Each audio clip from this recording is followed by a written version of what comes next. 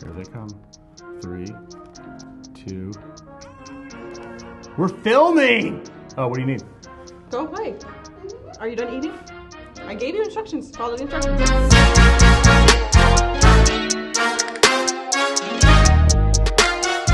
Hey, I want to welcome everybody to the new Taco Tuesday series that we've got going on. I'm going to be sitting down. Actually, different people are going to sit down with people from the Red Bluff Vineyard and just get to know them better so we can kind of build more community. And Taylor, who normally would be really quiet and wouldn't be willing to do this, I lured you with tacos. He completely lured me with tacos. Yeah. I wouldn't be here otherwise. I called you and I said, do you want to have tacos? And you're like, yeah. And then I said, sweet, we're going to video it. Yeah. So tacos are amazing. You have carne asada? Yes. And I've got carnitas. Our tacos are from Kaloca's. I believe I'm pronouncing that correctly. It's on Main Street, new restaurant here in Red Bluff. Absolutely phenomenal tacos. But while I eat my taco, you're gonna talk and you're gonna share, how did you come to the vineyard? Well, my husband and I moved here in the middle of COVID. It was kind of just this awkward time, and we had been looking for quite a while for a church. And we had been to the vineyard a few times, but kind of jumped around a little bit and ended up circling back to the vineyard. And so the first Sunday we come back to the vineyard. This was 2021? 2020? Maybe it was 21. Yeah, I think it was 21. It might have been. I can't remember. It's been a while. We've been here for a little while. Yeah. So first Sunday we come back because we were like, we liked the church. It felt like home. So let's go back and we'll give that a fair shot now that everything was finally back in the church building at that point. Because before it was like church in the park, so it was just so awkward. So that first Sunday we come back, we had a really stressful morning because our truck wasn't working at the time. It's a long history with the truck. And then we have one nice minivan. And my husband was driving it, and we get done with church and we go to leave, and he decides to back into someone else's car. And in fairness to him, he wasn't trying to do that. I don't know. It kind of seemed like maybe. It ended up being Sean's car, so I sent Nathan back in. And Sean's our youth pastor. Yes. Yeah. I sent Nathan back in to figure out whose car it was, because it was a nice truck, and I could tell that they cared about it. And even if it wasn't a nice truck, that's what you should do, is always let someone know that something happened. So Sean came out, we exchanged things, and I was mortified. I didn't think we would ever come back, because I was just mortified. Direct quote from your husband is, we're never coming back here again. Because he knew me. So we leave, and I'm like, well, that church is out because of that. So at least no one was yelling and screaming in the parking lot. It was all handled very, very civilly.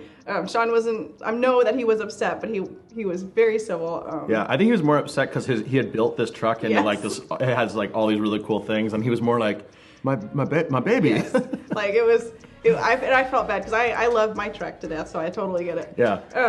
So we get home, and I think that day Luke somehow messaged us or something. I remember because I had forgot about this, but I got Nathan's, your husband's, phone number from Sean, because I was really impressed by him actually coming in and saying, hey, he did the right thing. You actually took responsibility for it. Yes. And there's a lot of people that would have been like, we're out. See you later.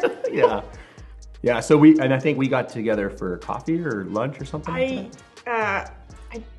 I can't remember, but something like that. I remember that basically you messaged Nathan and invited us as a family to lunch the next Sunday. Oh, that's what it was. We went to tacos. Yeah, we went to tacos the next Sunday because I could tell that you were just trying to make sure we came back. No, that wasn't what I was trying to do. I like tacos, but no, I think we were mostly. I was so impressed by your like character. It was a character thing. Like, it was impressive to me that you came in and took responsibility for something, because a lot of people literally would have just left. It certainly would have been easier to have just left, but it was because I was pretty mortified. Even though like there wasn't. You were like, drive, and Nathan. No, but like it was just a bad morning. So I was just like, no, just go in. Yeah. I'm staying right here. Get it done with, and then So. Yeah, okay, so that's how you arrived at the vineyard. And so I think it's been it's been over a year. I think so. Yeah, about that. So, I guess kind of, we take a bite of your taco. That's the best part. I'll ask the question while you eat, and I'll draw it out for a good 3 minutes. No, so that's how you came to the vineyard, but when it comes down to like, if you had to pick one or two things that are most important about knowing you, you know, if you met somebody brand new and they said, hey, what's the most important thing for me to know about you? How would you answer that question? I'm an extroverted introvert. I'm not shy, but I don't really enjoy group settings. It's kind of more stressful for me. I enjoy more one-on-one things. So like inviting me to get a cup of coffee or something like that is so much easier. Or tacos. So much easier way to get to know me rather than like inviting me over or to a event or like bigger group settings. So you're kind of Kate Grissom, the owner of Enjoy Store.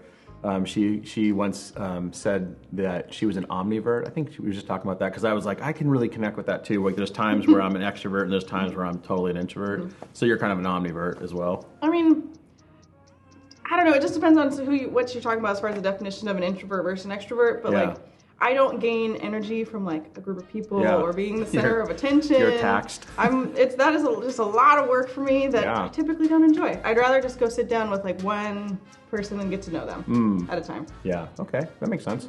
So that's the most important thing to know about you. I think so. Okay, and then also you're married to Nathan. You have 2 children, and you have a truck that is way more manly than your husband's car. Is that fair? Yes, it is. Nathan and I are opposites in a lot of ways, so it's like I grew up out in the middle of nowhere in the country and learned how to do a lot of things with my dad, like work on my car and know how to be Miss Fix-It instead of Mr. Fix-It. That's kind of, our roles are just kind of reversed in that sense. But it really works for Nathan and I. Okay. Because he grew up. Because he's the opposite. He's the opposite. Yeah. And he's also a lot more gentle than I am. I'm not a very gentle person. He's gentle? Yeah. Oh, good. We'll be talking about that when I have him eat tacos with me. So he has a much more gentle spirit. I can be a little bit more harsh. So I feel like we complement each other in really good ways, and it's worked for us. It wouldn't work for a lot of people. Okay. These tacos are so good, so you should take another bite. Well, keep asking me questions. Kalocas. Okay. Here's the last question in our Taco Tuesday. Get to know Tayler. You know, at the Vineyard, you guys have been attending for a while, and you've served in a number of different ways. What are some of the ways that people might, know you from church? Well, they probably have seen me up there playing either the guitar or the bass. That's a lot of fun. I enjoy it, and that's probably the biggest place that they would have seen me is up there on stage. And so, as an introvert who doesn't get you don't thrive and get life from being the center of attention, how are you doing with leading worship this coming Sunday as the primary? We're gonna put all the lights on you and. Well, I won't be up there alone as number one. Okay. Terry will be up there with me, and that'll be super helpful. And hopefully, my mom, if she's feeling better, she's no. So she's gonna struggle with cold. Okay. Yeah, the cold has been like a month-long cold. Yeah, it's been killing a lot of people for a long time. So she's on antibiotics now, so hopefully she's getting better. Oh, okay, cool. So I won't be alone, number one. And I don't mind the organizing of everything, but the being center stage is going to be you're going to be sweating and probably. So we'll make sure to turn the air conditioning on. Yeah, even though it's winter. Yeah. So cool, awesome. Well, we're really excited, and some things that I would say about Tayler that I really appreciate is Tayler. You actually come from like you're not here. You have history in the church, in that you have family members that were preachers, and they were females. Your grandma, and involved also working with people with disabilities. Deaf? Yes. So my grandmother was one of the first ordained ministers for the Full Gospel denomination, specifically with Calvary Chapel in Southern California, and her and my grandfather, her husband, who was the children's pastor, so their roles were reversed as well. They founded the Calvary Deaf Church in, I want to say San Bernardino, but that might not be the correct area. But it's in Southern California near LA. So she preached using sign language? She did. That's amazing. She also preached verbally at other times in other places as well. But that was her church. So Tayler has this lineage. It's actually your husband has the same kind of, because he's a PK, a pastor's kid.